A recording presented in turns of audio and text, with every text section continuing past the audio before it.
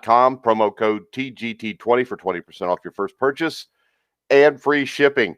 I'm your host for the College Football Show, Mike Goodpasser. Right now, I'd like to welcome in my co-host, straight out of Clemson, which is not in the game this year, Sam. Sam Teets. How you doing, Sam? I'm doing all right. Just had to remind me, though, that Clemson got the doors blown off by Ohio State last week, which is pretty disappointing. Yeah, which leads us to this game, which I think there's no doubt these are the two best teams in college football. Do you agree? Yeah, absolutely. At this point, after watching what Ohio State did to Clemson, what Alabama did to Notre Dame, I mean, those semifinal games weren't even interesting by halftime. No, they were terrible, which makes you doubt more whether Clemson and Notre Dame belong there more than Ohio State and Alabama. And I still think of Ohio State, they shouldn't have played in the Big Ten championship game, but I never said that they shouldn't be allowed in the college Final Four. I just think that the rules should have been changed for them because the rules are always changed for programs like Ohio State, Alabama, and Clemson. But I do believe they're one of the top four teams. Let's start off with our keys to the game. I think the biggest key to me for Ohio State is Trey Sermon, Sam. He has to be effective against the Alabama defense. And just by looking statistically, I mean, Alabama's defense ranks lower than Clemson did against the run. Well, and frankly, if we're putting this all in perspective, Ohio State's defense, Clemson's defense, Alabama's defense, they're all worse this year than they have been the past 2 or 3 seasons. They're just not performing as well. So there is an opportunity here for Trey Sermon to have another big game. He's had would Derek say, had a strong run the past couple of games. He's been on fire at the end of the season. He's had maybe 4 consecutive 100-yard games. Of course, he had that monster outing versus Northwestern. He is probably the most certain player for this Ohio State offense, maybe even more so than Justin Fields. Yeah, because over the last 3 games, Sermon has 70 carries, 636 yards, 36 first downs. I mean, that's pretty amazing. And on the surface, the rankings are about the same, Alabama and Clemson against the rush. A deeper look at the stats shows you that Alabama gives up more yards per rush than Clemson. In fact, Alabama actually gives up a little bit more per rush than Ohio State does.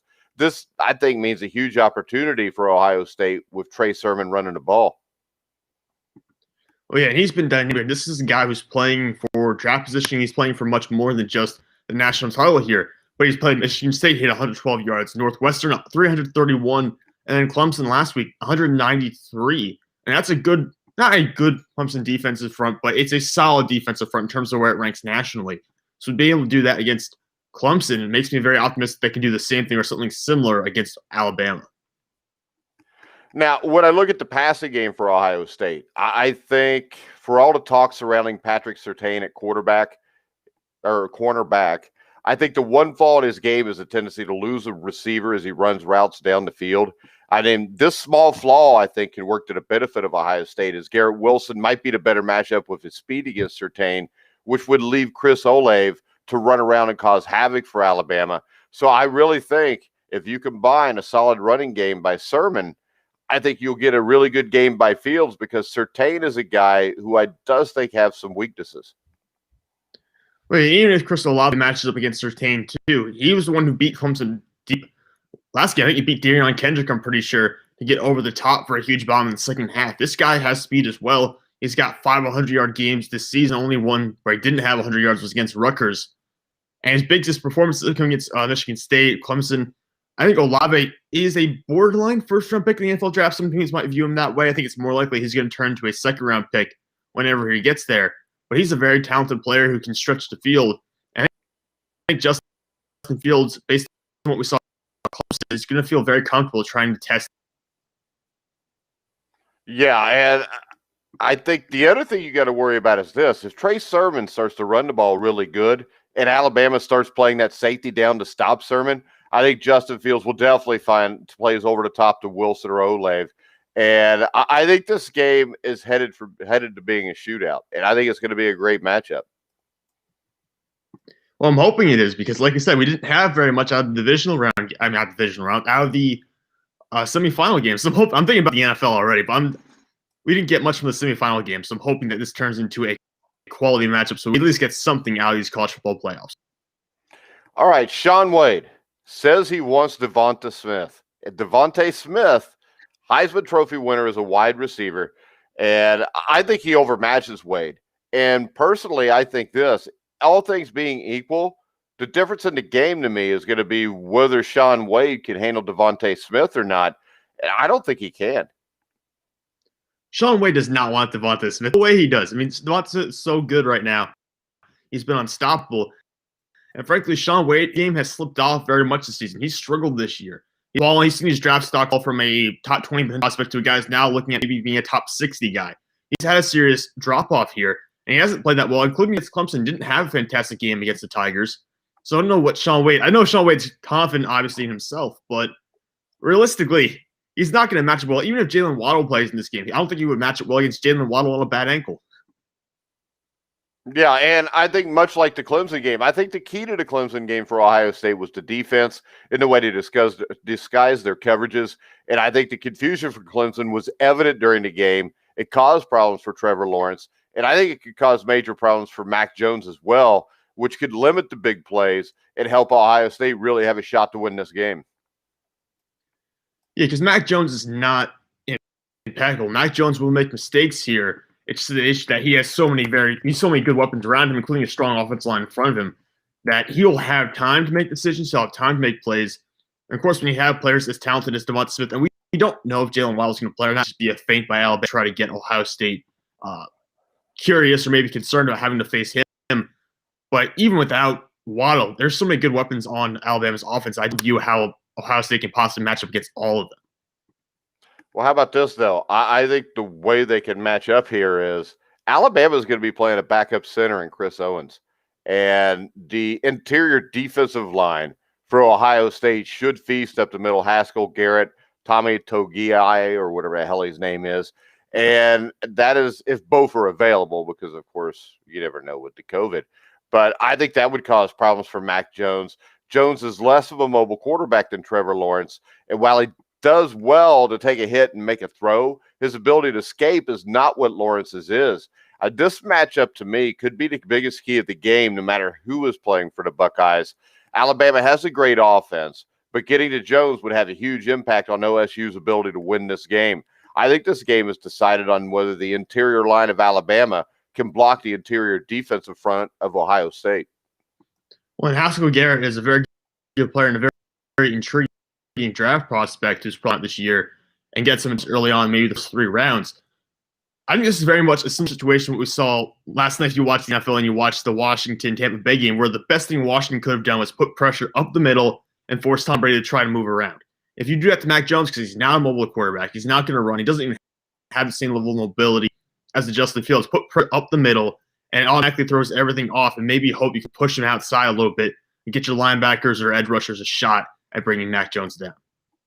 All right, the other question is coaching. Ryan Day, his one loss was to Dabo Swinney. He outcoached Swinney in this last game completely, and he's going to go up against Nick Saban now. But the one thing about Ryan Day, it seems that this dude is an outstanding coach, and the Buckeyes aren't perfect, so he's going to have answers to adjust to what Alabama does. I think he can. I think this game is a complete toss-up. I think from the coaching aspect it is too. I think Ryan Day is really underrated. Well, maybe that's why some NFL teams were giving him attention this offseason, looking at him potentially. But, of course, he denied all interviews staying with Ohio State as far as we know. But he has risen up pretty quickly here. He did get a lot of credit for kind of taking the program that Urban Meyer had built up. At this point, being able to beat Clemson the way they did last week, I mean, like you said, he completely outcoached Coach Swinney and everyone on Clemson's coaching staff, completely just outperformed them. And that's why Ohio State blew them out. So Ryan Day does deserve a lot of credit for what he's done so far. And it's him versus Nick Saban. That's about just as good of a coaching matchup as you can ask for in the national championship game. Yeah, and I think catastrophic mistakes are huge here, especially for Alabama, because I think that Alabama is slightly better than Ohio State. I think what Ohio State needs to really throw this game into the air to give them a chance to win is to force a catastrophic mistake. Just one from Alabama can switch this game, because I think this is going to be a high-scoring game. So both teams need to take care of the ball. But Alabama, if they were to make a big mistake, I mean, let's face it, the first 10 minutes of this game are huge. Because if Alabama comes out and after 10 minutes the game's tied or they're behind, game changes immediately. If Alabama gets up quickly a touchdown or two, and we don't know Justin Fields' injury, how it's going to affect him, the first 10 minutes of this game, I think, are huge. Yeah, with Justin Fields, I think you have to be somewhat optimistic because of how he played in the second half versus Clemson. But at the same time, maybe that gets worse. Maybe that injury gets worse over the span of a week. Maybe you feel it more going into this game. I'm looking at Alabama's team, and it's hard to figure out where that catastrophic mistake will come from. Because Mac Jones only has 4 interceptions this year. Najee Harris doesn't fumble the ball a lot. So I think a catastrophic mistake for Alabama will have to come, not necessarily from them making a bad play, but from Ohio State's defense just making a good play. Ohio State has to create something here because Alabama's going to gift wrap them something. Well, how about this, though? When I watched the defense from Ohio State against Clemson, Trevor Lawrence was a guy that didn't make many mistakes either. And they forced him to make mistakes. And the way they played their defense, the way to disguise their coverage is something I don't think Mac Jones has seen. That's fair. I mean, Mac Jones hasn't necessarily played the toughest schedule this year. I think the closest game they had might have been Florida, but Florida has a pedestrian defense at best. I think it was the biggest flaw of that entire team. So you can make the argument that Alabama hasn't played a defense or a team that's coached as what Ohio State has right now. Yeah, and I think you look at it with Alabama. Alabama's not a team. Offensively, they're very explosive. So you're probably not going to get 3 or 4 3-and-outs right in a row. That's why I think turnovers are so huge. And the Buckeyes did force almost 3 turnovers a game. And I think that was a key against Clemson. The Tigers had 2 turnovers. They still scored 24 points with the 2 turnovers. So thankfully, if you're an Alabama fan, they're not a team that turns the ball over very much. The Tide average less than a turnover a game.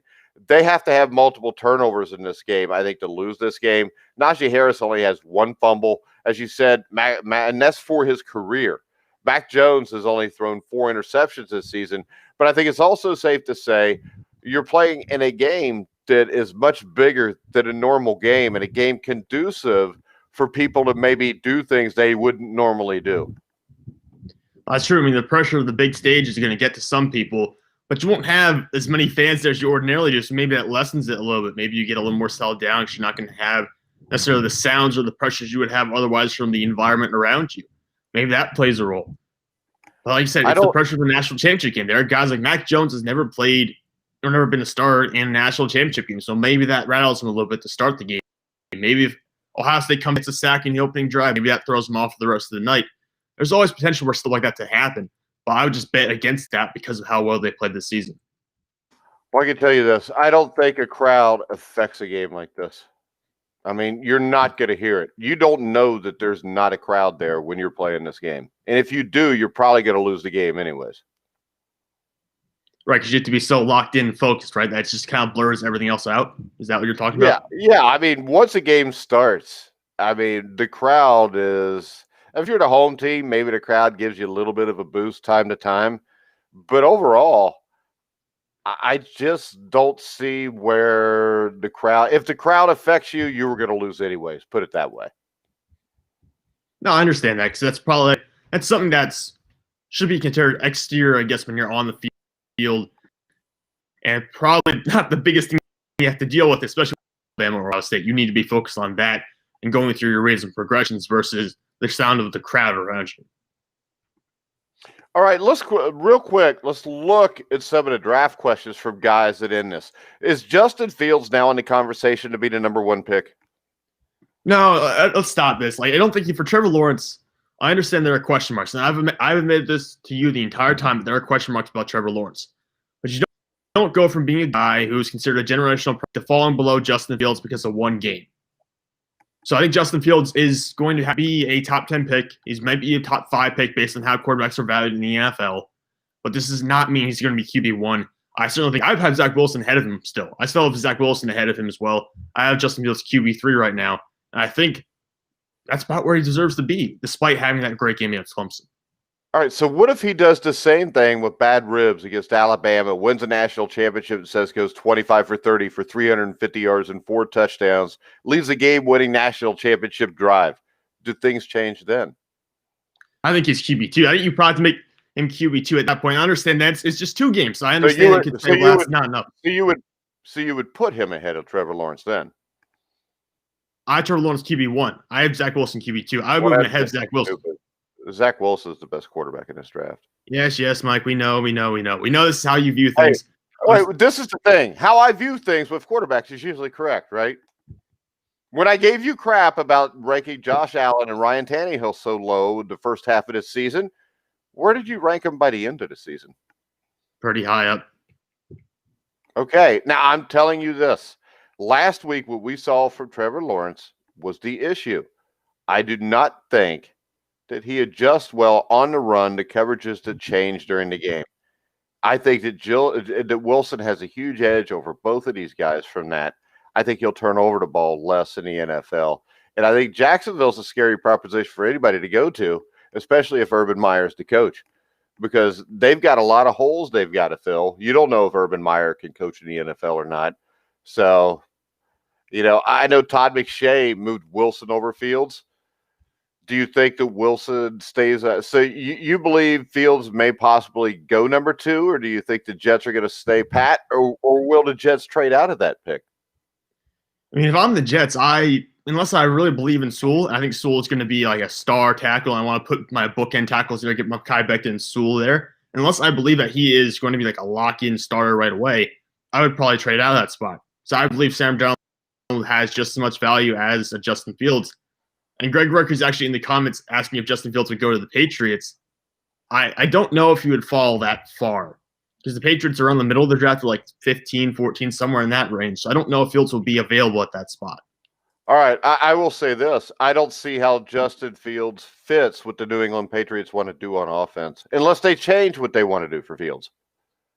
I mean, I really think Zach Wilson would be the perfect pick there in that New England offense.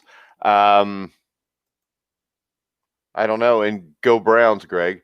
Mac Jones. What is Mac Jones' ceiling in this draft? Middle first round, second round, third round? It's crazy because I wouldn't take Mac Jones in the first round. I'm just looking for something a little bit more, I don't know, dynamic. I don't know. Mac Jones to me is very questionable. I've asked people who have done or work for draft sites what they think about him, and they say he could go towards the bottom of the top 20. That's probably his ceiling. He could go somewhere in the picks 17 through 20 at the highest. And I think he'll probably fall to the second round. He'll maybe be a middle to round pick. But they're saying he has the ceiling to be a first-round guy and to sneak into that top 20. All right. Yeah, I saw one today that actually had New England taking him at 15. With Mac Jones, the question here is same thing with, what's your take on the questions about Ohio State quarterbacks? Is it a legit concern with Justin Fields to look back at the past of Ohio State quarterbacks? And would it be fair to do that with Mac Jones also? Yeah, it's difficult to answer that because I think that, you should try to evaluate every prospect within the bubble. But at the same time, it's similar coaching staffs, similar schemes sometimes that carry over. Not a lot changes. So maybe you're going to have guys who will break the mold. There's always players like that. And you bet against those guys because of what's happened in the past. You risk missing out on a player who could be really good. However, it's happened so much at Ohio State with the quarterbacks. It's very hard to overlook that. I do believe there's something to buy into when you're looking at positions like LSU with defensive ends. They don't always work out in the NFL. LSU has some trouble producing NFL caliber defensive ends in the past. And I think that Ohio State and Alabama, obviously the quarterback spots have happened. So I think that's a problem.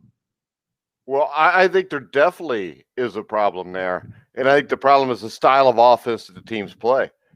I mean, remember, this is a school that let Joe Burrow go to LSU. I mean, if they have Joe Burrow last year and they're actually letting him play, they probably run away with a national championship. Let's go to Devonta Smith. Does he have a legitimate chance to go in the top 5 of the draft? Yes, because there's going to be teams. I think Miami's up there, and they're going to need him, or they're going to need somebody like that who's going to be able to stretch the outside, play alongside Devontae Parker, and give Tua Tagovailoa another receiving option. So I would still side with Jamar Chase. I really would. I think Jamar Chase to me is wide receiver 1, and Smith could be either wide receiver 2 or wide receiver 3, depending on what you're looking for. I have Chase number 1 because Chase honestly might have had a better season last year than Smith had this year, even though Smith won the Heisman. So I don't think it's that big of a gap between those two players in terms of their production. I would still side with Jamar Chase, who I believe has a better prototypical build for have maybe the concerns with the weight versus only about 175 pounds, like being 6'1". So I think I would side with Chase there and take Chase potentially as a top 5 pick and Smith somewhere in the top 10. But does it change your mind if you're the Miami Dolphins and you've got Smith there who knows Tua? Because this is something where you could have Smith go number 3 to the Dolphins and reunite with Tua, and you can have Chase go number 5 to the Bengals and reunite with Burrow. I mean, how big of a factor does it take or does play into it that Tua and Smith have spent a lot of time throwing routes together? I mean, it could be a line. You look at Devonta Smith's playing time, 2018, about 700 receiving yards. Last year in 2019, when Tua missed some time, about 1,200. So he's played a lot in the past 2 or 3 years when Tua was there. So they've had to work together. And I think that does play something into it. If Tua goes to the front office, let's say Tua goes there and say, I want Smith. I want you to draft him because I know you're going to take a wide receiver. I know Jamar Chase is good, but I have this repertoire with Smith. I want him on our team. And if the Miami Dolphins are saying about even on Jamar Chase or Devonta Smith, and or maybe there's just a small gap in favor of Chase, then I think Miami, you draft Smith. I think it does play a role there. If the receiver's evaluation is close, if there's a red flag or something that pops up with Smith, then I think there's no way you would take him over Chase. But if it's close, I think that does play a role. All right, Alabama, Ohio State. Which team in this game has more top-tier draft talent? Oh, it's easily Alabama. I mean, for Ohio State, you could say, well, maybe you got Justin Fields, who's probably going to go top 10. That's just how quarterbacks go. Chris Olave, maybe early second-round pick, mid-second-round pick. Wyatt Davis could be a first-round pick. He's their right guard currently. And running back Trey Sermon, who I don't really know where he could go into top 3 rounds. He could fall a little bit further. It's hard to tell. But Alabama offense, Devonta Smith and Jalen Waddle, those guys could be top 10 picks. Mac Jones, I already mentioned, could be the top 20. Najee Harris is a first-round quality running back. I just don't know if the NFL values running backs enough to take him in the first round right now. And Alex Leatherwood at left tackle is also a guy who could end up going in the first round. Defensively, both these teams have far fewer prospects on that side of the ball that could go early on. Then on offense, Alabama has a clear head and shoulders favorite in terms of NFL potential right now.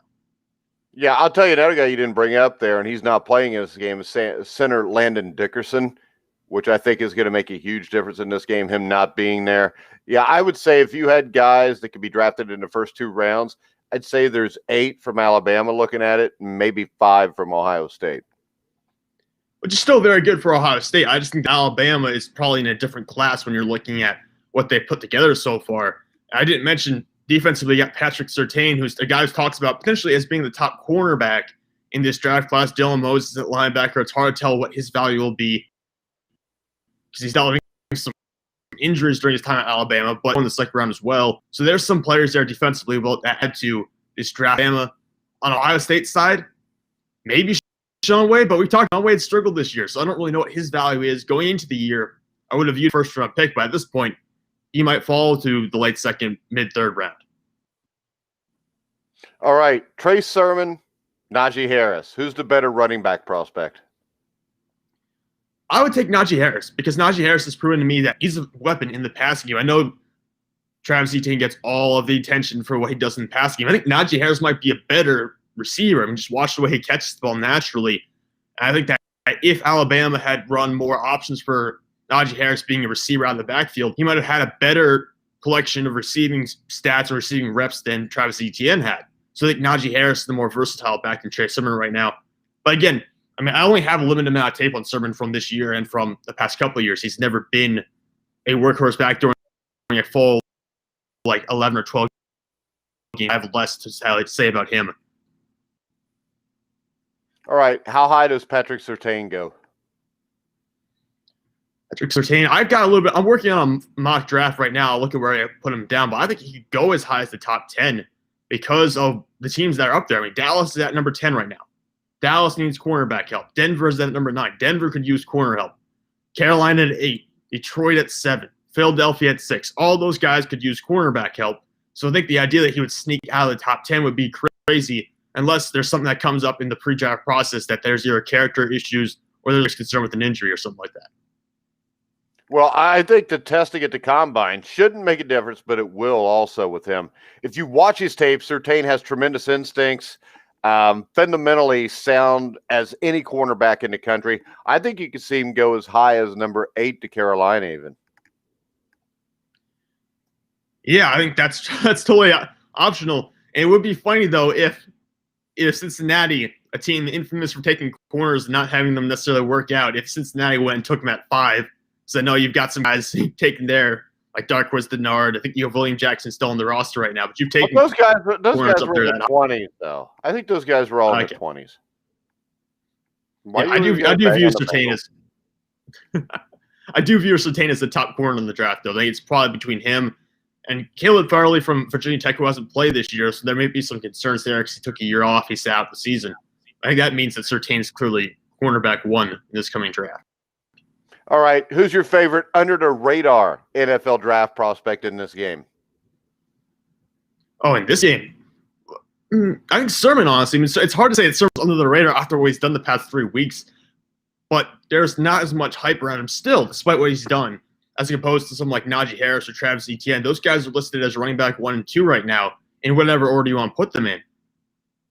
But what he's done so far, I mean, there's a chance that Sermon, if you get him in the 2nd round or 3rd round, you could be getting a workhorse running back with the same running capabilities as someone like Najee Harris or Travis Etienne. Maybe not as good of a pass catcher as those guys per se, but not all offenses need a back that can do both those things. If you have someone like a James White there or something like that who can help you. So I think Sermon's, like, if you get him 2nd or 3rd round, provides just as much value as someone like Etienne or Najee Harris, and you don't have to use a 1st round pick on. All right. I would go Haskell Garrett. I think he finds a role in the NFL. 6'2", 290 pounds. He's disruptive off the snap. My biggest sleeper here is a guy by the name of Brian Robinson Jr., who's the Alabama backup running back. I think he would start at most other schools in the country. He's probably not going to get as many he's not going to get many touches with Harris used so often, but I think he's a guy that can make a roster. I mean, Alabama is famous for their running backs. I mean, look at what they have. Damian Harris in New England this year. And that's a guy who came out and was sitting behind Sony Michel for a little while. Now he's taking over as the top running back in New England. That's not even a guy who was taken in the 1st round. So I think with Alabama, it's always worth taking a shot at those running backs, especially if you're talking about 4th, 5th, 6th round. Why not? Because that's a guy with high value upside because of what they've done at that position in the past and those kind of productive players. And you mentioned Haskell Garrett. This is a guy who I think could come into the NFL and be somewhat similar to a guy like what you've seen from Dexter Lawrence in New York with the Giants. He's not going to play that role, but he'll be a run stopper. And if you put him in the middle, this is a guy who could draw double teams, will eat up space and provide opportunities for guys the same way Dexter Lawrence has for Leonard Williams with the Giants. All right, and then probably the best news for any Ohio State fan is Jim Harbaugh signed a contract extension through the 2025 season, Sam.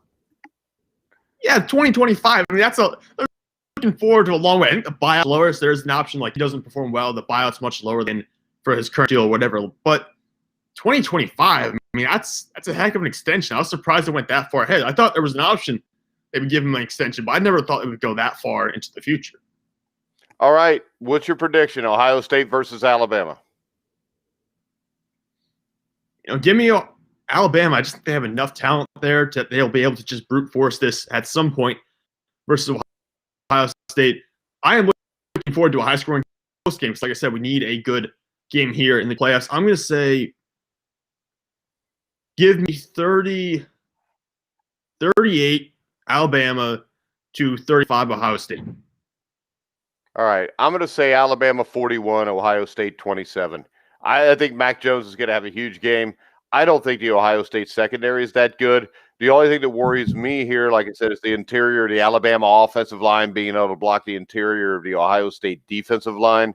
I think Najee Harris out of the backfield gives him an advantage over Trey Sermon. And when you look at this, we don't know how healthy Justin Fields is. So I think Fields makes a mistake or two here, which he has done against the better teams he's played, maybe not against Clemson. But against Alabama, I think he'll make a couple mistakes because I really think he has difficulties, as all Ohio State quarterbacks have over the last decade, of actually reading a defense. I think the only Ohio State chance to win this game here is Trey Sermon just has a monster game like he did against Northwestern and runs for 300 yards. But I think Mac Jones, Najee Harris, I mean, you've got the Heisman Trophy winner at wide receiver. The other receivers aren't too bad either. I just think that this is a close game through 3 quarters. I think Alabama's talent, or just the massive talent they have just wears them out in the fourth quarter. I think Alabama wins 41-27. I say this is 27-27 going to the fourth quarter, and Bama wins it. You get a Mac Jones touchdown pass. You get a touchdown run by Najee Harris. But I think it'll be a really good football game. I think, and we talked about this, 3 or 4 weeks ago, that it looked to me like Alabama was by far the best team in college football. And it doesn't look any different to me right now. And the only reason I gave Clemson a chance at any point was Trevor Lawrence. But Ohio State and Ryan Day, the key to that game was Ryan Day and the Ohio State staff completely outcoached Clemson's staff. No, I mean, you're right. You saw defensively, Clemson looked confused during that game where they were not getting set up pre-snap in time. I know that Brent Venables would get his calls in as late as possible in the snap, but Ohio State was messing with his head. Ohio State had him pinned down and figured out, and that's why they dominated Clemson's defense all night. Yeah, and the scary thing is the way they talk about Brent Venables on games. It's almost like he's got dirty pictures of Kirk Herbstreit and the boys, isn't it? I mean, you hear him mentioned like 20 times. Yeah. No, he gets a lot of props. He gets talked about almost as much as Dabo Swinney, but frankly, I think the offensive coordinator for Clemson this year was just as good, if not better, for most of the season than what we got from Brent Venables. Although, of course, he missed that game versus Ohio State, but I think we've actually had some great OC work, and that doesn't get nearly mentioned as much as what we got from Brent Venables, usually. Well, and the bad thing is they keep mentioning Venables the last game, and Ohio State defensive coordinator Kerry Combs was the better defensive coordinator. Kerry Combs, I mean, I'm from the Cincinnati area. He was the head coach at Coleraine High School. They were dominant, won state championships year after year. He'd been the DB coach under Urban Meyer of Ohio State. He's a great football coach. I think he even spent some time with the Tennessee Titans. Now he's the defensive coordinator with Ohio State. He's a great football coach. And I don't think it's going to matter this week because I think Alabama's talent is going to overwhelm them. But I'll take Kerry Combs over Brent Venables any day. There you go. It is. Because anybody they got to talk that person. Yeah, but personality-wise, Kerry Combs has got a much better personality. I mean, he's a better football coach. He's been more successful at other places. I mean, Brent Venables is basically, Dabo Swinney's boy, right? I don't know about that per se, but well, why didn't he get a head coaching job somewhere? He's turning opportunities. These guys' sons are playing at Clemson right now. Both his sons are playing at Clemson. Sons can transfer. I'd want to transfer. They probably wouldn't get as much playing time as they do at Clemson. Dude, even if Dabo Swinney was, I mean, it doesn't matter. If Dabo Swinney is my best friend in the whole world, that makes me want to go somewhere else and beat his ass even worse. Maybe that's just me. I mean, because really, just you. You're not everyone's wired like you are, Mike. What's that supposed to mean? Is that a shot or a compliment? That's a compliment. It's a compliment. Sure it is. Sure it is. See, you threw the sort of in, which tells me that it's not. All right, tomorrow at 1 o'clock, the NFL show where we will recap the 6 super wild card games, which yesterday gave us some interesting stuff to talk about, especially with Frank Reich, who pooped down both legs, it looked like. Of course, Tyler Henneke. I mean, it looked to me like the Redskins found a quarterback last night, too. Henneke looked pretty good. Yeah, he should definitely be on that roster next year. Yeah, I mean, if they would have played Alex Smith, they'd have gotten beat much worse. I think Henneke We'll talk about using his mobility. Heineke's mobility was a huge factor in that game as well. He ran for like 50 yards and that one touchdown. You would never get that out of Alex Smith. And Alex Smith probably would have finished the game with 150 passing yards, a touchdown, and an interception. So Heineke was what kept in that game. Yeah, and we look at the Rams Seahawks, where that was probably one of the hardest games to watch I've ever seen in a playoff game, especially up through like partway through the third quarter. I actually stopped watching a game and went and worked out just because it was so damn boring to watch those teams try to play offense. And the Seattle offensive line is horrible. The Rams defense is great. I mean, Jared Goff is not very good. I mean, maybe he made some plays after I left, which won him the game, but I'm thinking from what I saw, the defense won the Rams that game. Well, it's that pick six and that wide receiver screen by Darius Williams really made the difference in the end game. That's really what put Seattle under. Well, the pick six to me is number 18's fault because that guy didn't even try the blocking, to go make that block. I mean, that's why Russell Wilson stood up through it because he expects 18 to go out and smack that dude. And if you watch the play, if he actually runs out and smacks him, he forces him outside of DK Metcalf. Metcalf catches the ball and he runs for at least 5 yards. And with Metcalf, I mean, the other thing that was disturbing to me is the way Metcalf acts like a little girl when he doesn't get his way. Well, yeah, you have to start worrying about that because we've seen receivers come into the NFL in the past who have been maybe not necessarily first-round draft picks, but come in and they get very upset. We saw it with Antonio Brown. Now, granted, Antonio Brown is a bit of an extreme case, but even like Stephon Diggs in Minnesota, Stephon Diggs in Minnesota was causing problems. It's just part of the reason why he got traded away. He was causing some issues there. So I think there is some concern that, DK Metcalf, he's a great player, but let's not let it go to his head here.